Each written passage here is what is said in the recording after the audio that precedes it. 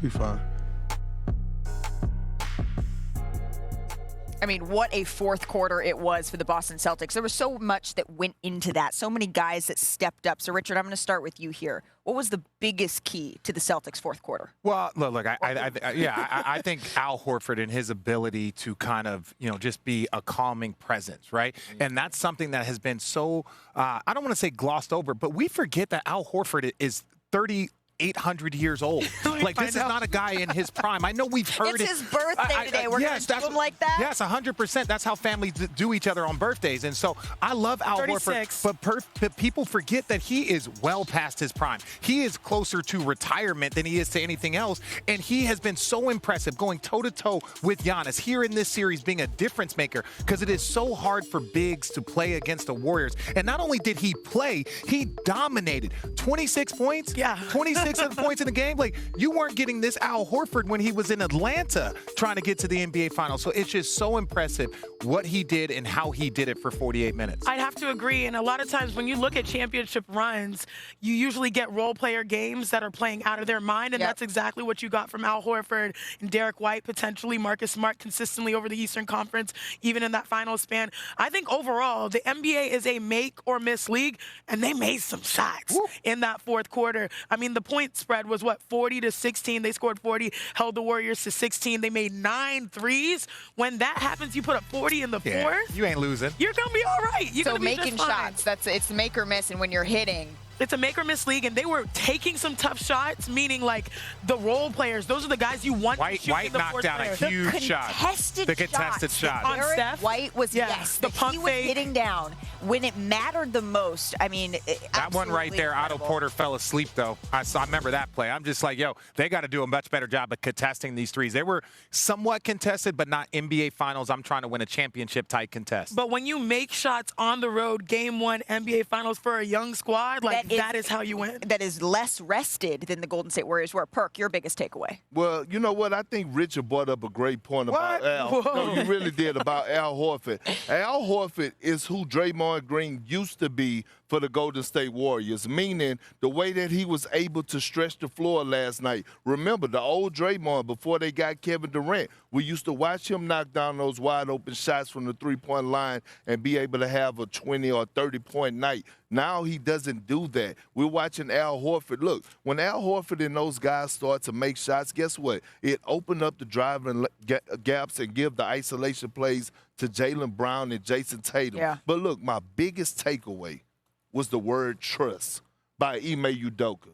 Peyton Pritchard played 8 minutes in that fourth quarter. The way he stuck with his bench and the way that he believed in his bench, Derek White and those guys, when he believed in those guys and left them out there on the floor, it spoke volumes not only to Ime Udoka but to the team. Because when Jason Tatum came back in, he wasn't trying to play hero ball, let me take you home. Yep. He became a role player at that point. So the word trust and Ime Udoka and that Al Horford is playing like Draymond Green used to play. Well, it seemed like the for the Golden State Warriors was when Steph was going nuclear in the first quarter, the Celtics were still in the game. At halftime, when it seemed like the Warriors were playing their hearts out, the Celtics were up by 2.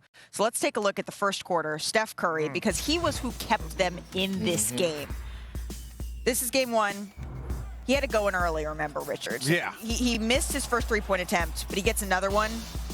And look, there was a lot of mistakes here. Now, Buries it. yeah, so he knocks down threes. And when I say mistake, Steph can make it if you do it right.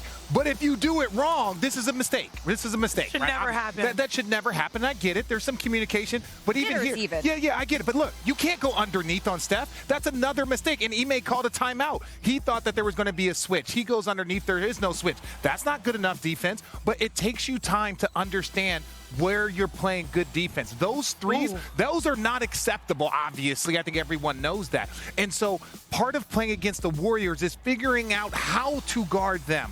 And what is it like this? If I contest Steph, that's a livable shot right there. That's a livable shot. The other 5 aren't livable. So let's get more to our livable contest. Well, that is something you can live with. Oh, that move right that was there, a record for any quarter in the finals. Look at that. You reach, I teach. Yeah. And then he sort of had fun with the floater. He could have just thrown it in, but he was like, underhand this. And that's fine. You want Steph shooting those shots. Like, if you're the Boston Celtics, you'll live with Steph shooting 22s. Though, like right there, good contest, ball movement. That's what you want. Now you can start to see, look, they're closer. That was a great screen by Draymond. But Where did Marcus Smart come from? Yeah, because they realized how many threes he had.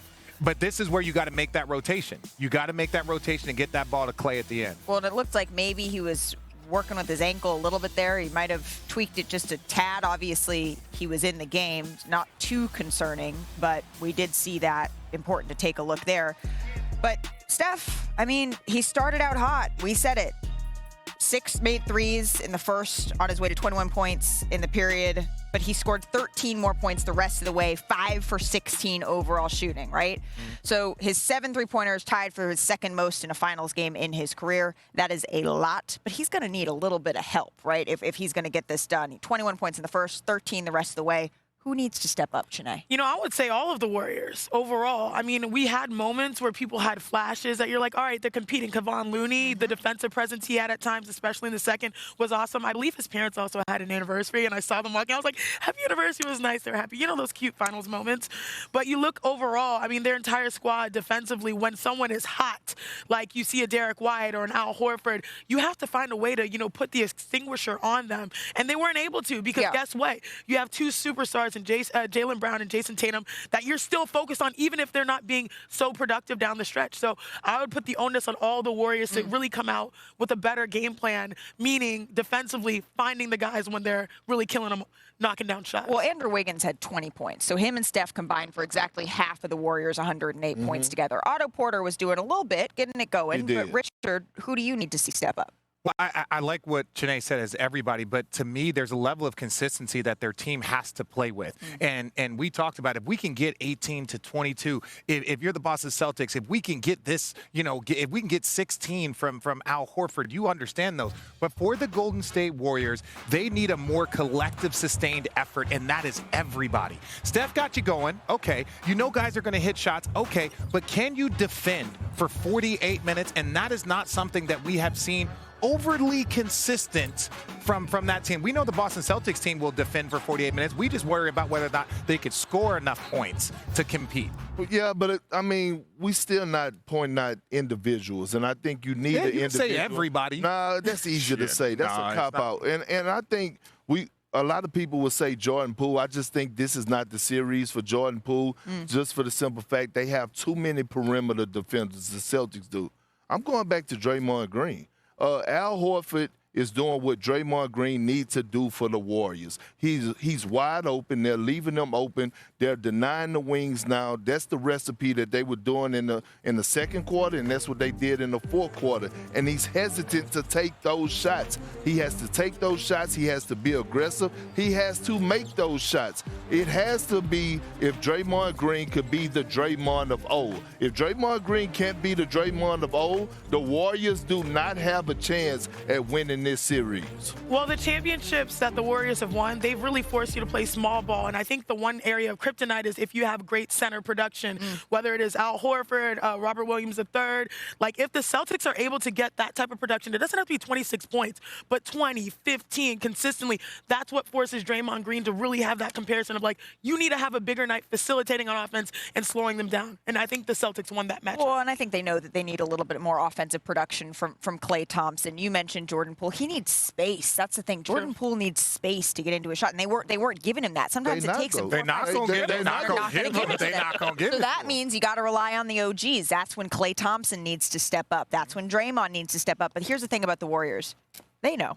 They know better than any one of us can tell them. They're sitting in there right now like, they know how good the Celtics defense is. They know how good the Celtics defense is, and they're going to try to give it their all in Game 2 and go back to Boston Tide. All right, still ahead, though, on NBA Today. We'll discuss the Jays' Game 1 performance. Our crew